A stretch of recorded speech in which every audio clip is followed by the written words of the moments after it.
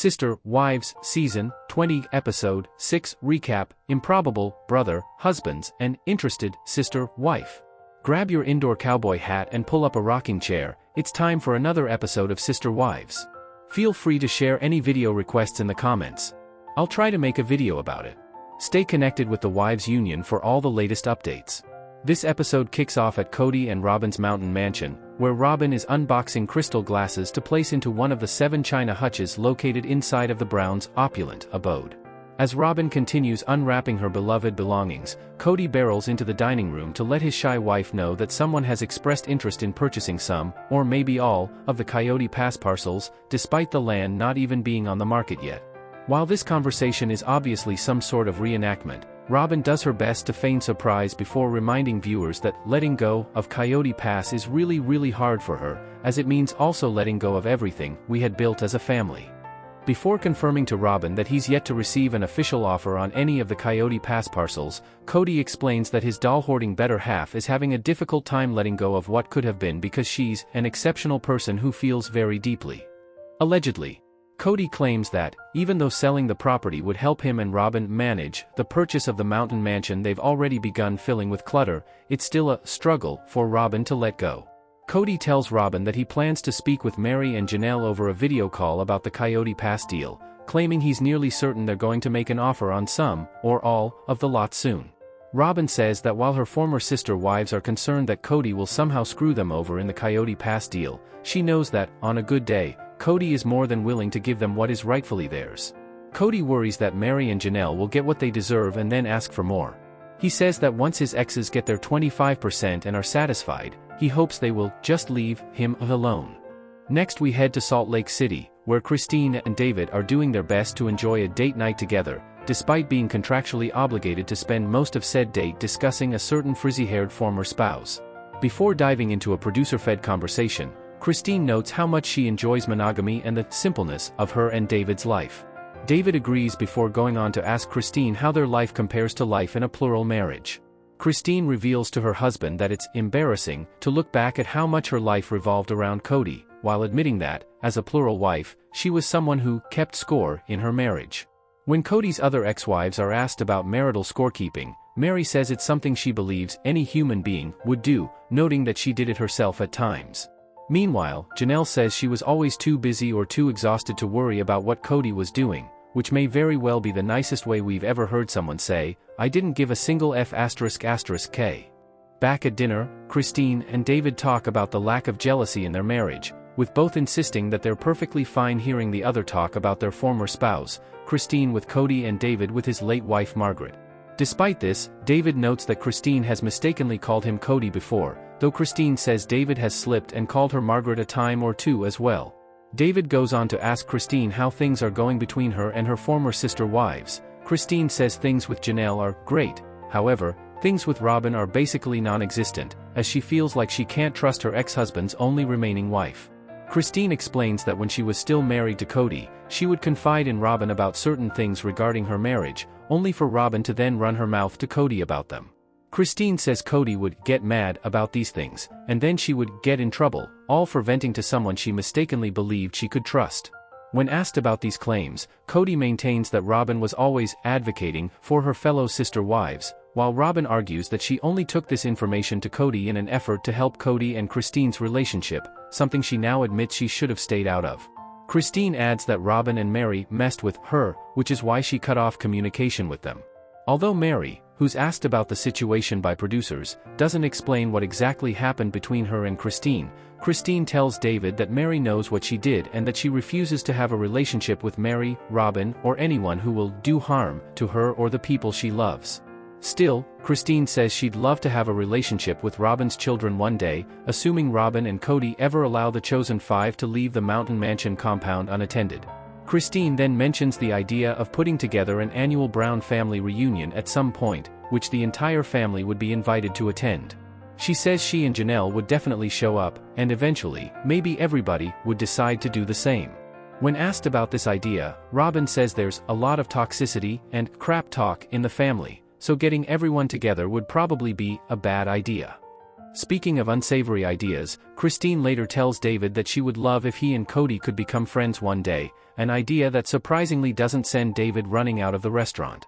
Instead, David says he and Kody could be cool with one another and possibly even hang out, presumably once or twice on camera for the sake of ratings and ratings alone. Kody tells viewers that because David is living with his and Christine's daughter Truly, one of the multiple children with whom Kody has a nearly, or completely, non-existent relationship, he should know David and he should also have the right to discriminate against him. Christine and David, kind of, joke about the idea of David and Kody getting together and bro-ing out, with Christine claiming that Kody is a good man and a good person who would have a blast with David. David tells Christine that if he does hang out with Kody, it doesn't mean he condones any of Kody's actions, to which Christine assures him they don't have to be brother husbands. Back in Flagstaff, Kody sits down in one of the many, poorly decorated mountain mansion rooms to do a video chat with Meri and Janelle about the good news he has regarding their Coyote Pass property. Before kicking off the business discussion, Kody tries, and fails miserably, to make small talk with his exes. After his painful pleasantries are rebuffed, Kody tells viewers he doesn't understand why the mere sight of his face isn't whipping Meri and Janelle into a verbal frenzy, especially after he and Meri shared that unintentional bump and grind in the back of a moving truck when she relocated to Parowan in 2023. Meri acknowledges that Kody is trying to act as if everything is great between them before explaining that she set a boundary after Kody decided to publicly talk trash about her and her friends. Upon realizing Meri's resistance, Kody shifts his focus to Janelle, inquiring if she has encountered any amusing jokes recently. When Janelle tells Kody that she hasn't, as she's been living in North Carolina with children who happen to be his grandchildren, Kody notes that he also lives with children, and according to him, the tender comedy troupe are a hoot and a half. Kody proceeds to tell Meri and Janelle about the person who's potentially interested in purchasing all 4 lots of Coyote Pass. Kody claims that after rejecting the first offer because it was too low, the person came back and offered the full asking price on the market value of 2 of the lots, one owned by him and Robyn and the other owned by Meri and Janelle. While all parties agree that this is good news, Meri tells viewers she's annoyed that it took receiving an offer on the property for Kody to want to separate the parcels, and Janelle says she's withholding any kind of emotional commitment or judgment until the deal is actually done. Kody admits to viewers that he's bothered that his ex-wives are expecting him to clean up, sell and swap out the deeds on the property, whereas they've allegedly done absolutely nothing to help. However, Janelle says she not only offered to pay someone to clean up the lot, but she also offered to have her lawyer draw up paperwork for the deed swap but claims she's legally unable to do much of anything else. Meri says she can't change Coyote Pass because she isn't on all the parcels. Before wrapping up the world's most awkward video chat, Kody tells Janelle and Meri that by the time the official offer comes in, it could be for all of the Coyote Pass parcels, though nothing is certain. In the meantime, Janelle and Meri agree to get all of their paperwork together to proceed with the deed swap. Next we head to Parowan, where Meri and her perpetual sidekick Jen are putting together a desk for Meri's new home office. As the dynamically dull duo get their HGTV on, Meri fills Jen in on the latest Coyote Pass development, and Jen immediately jumps into investigator mode by grilling Meri on how the money will be handled once the property sells, specifically, if Meri's money will ever go through Kody's hands. Meri tells her BFF that the money shouldn't go through Kody's hands, but at this point, there's potential for anything when it comes to him. Meri says she almost feels as though Kody has been wearing her and Janelle down over this whole Coyote Pass situation, potentially in the hope that they just give up and go along with whatever he proposed. Meri assures Jen that she can't be worn down easily, noting that she stayed married to Kody for a decade despite him trying relentlessly to wear her down. When Jen points out that Meri may have to return to Flagstaff to sign some paperwork when Coyote Pass sells, Meri predicts that seeing Kody and Robyn will be weird.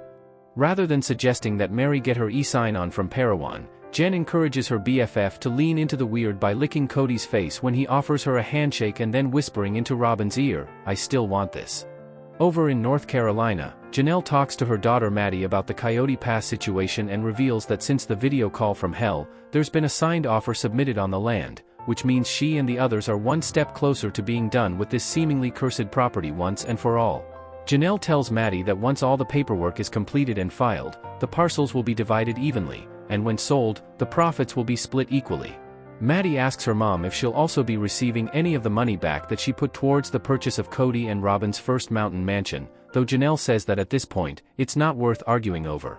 Meanwhile, Kody tells viewers that he already settled that debt with Janelle and that she informed him that everything was satisfactory. While Janelle never responds to Kody's claim, she tells Maddie that she isn't sad about Coyote Pass being sold and just wants it to be done. She admits that she thought parting with the property would hit her a little harder but insists she's fine, as she has a new dream in Tata Farms that is even better than the one she had with Coyote Pass. Back in Flagstaff, Kody and Robyn are hanging a garish painting based off of one of their cringe-tastic engagement photos, which Kody commissioned a former classmate of his to paint.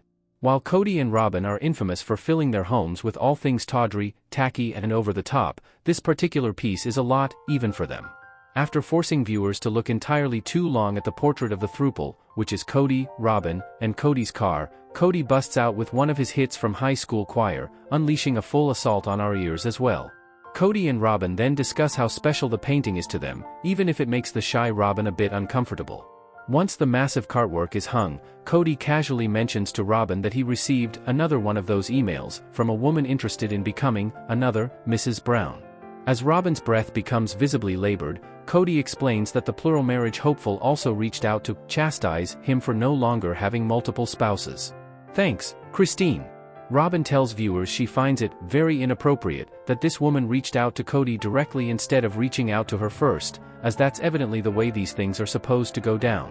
She also hints that she's suspicious of this single woman's motives, as she realizes how much of a catch Kody is, due to him being stable and a good father, and husband, Robyn argues that Kody's appealing qualities would make any girl's eggs drop, a phrase I hope to never read or write again for as long as I live.